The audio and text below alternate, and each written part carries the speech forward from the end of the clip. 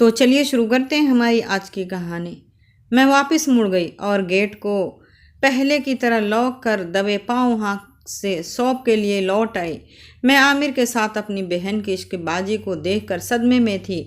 मुझे अब अपनी माँ के गहनों को वापस मिलने की कोई उम्मीद नज़र नहीं आ रही थी, बल्कि अब तो मुझे गहनों के साथ अपनी बहन को भी खो देने का डर सता रहा था। मुझे पूरा यकीन हो गया था कि आमिर ने अपने इश्क का वही काला जादू मेरी बहन पे भी कर दिया है, जिसके सहारे उसने नरगिस जैसी सीधी सादी लड़की को अपनी दूसरी बीवी बना लिया था। मैं समझ गई थी कि गहनों की तरह खुशबू को भी आमिर अपनी हवस के तिजोरी में बंद कर देगा, जहाँ से वह कभी लौटकर वापस नहीं आएगी। यह सब सोचकर मुझे आमिर के साथ अपनी बहन से नफरत होने लगी थी।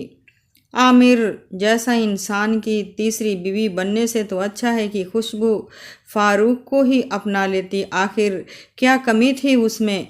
यह नहीं कि वो गरीब था। बचपन से ही मुझे माँ बाप को फारूक के से सगाई कर दी थी। फारूक खुशबू से बेइंतहा प्यार करता था, लेकिन फारूक की मोहब्बत को ठुकरा कर खुशबू दिल्ली आ गई थी और पिछले 5 सालों से फारूक बुलंदशहर में अपनी बीवी खुशबू का इंतज़ार कर रहा था।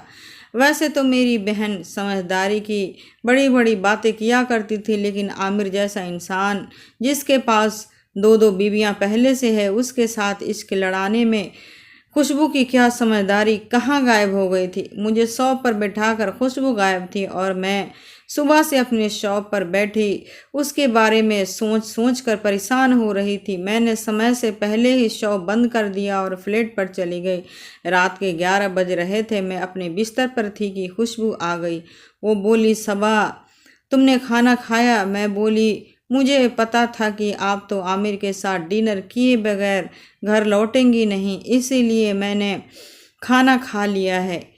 मेरे से तो तुम्हें अब मतलब ही क्या रह गया है? बाजी, जानते हुए कि आमिर की 2-2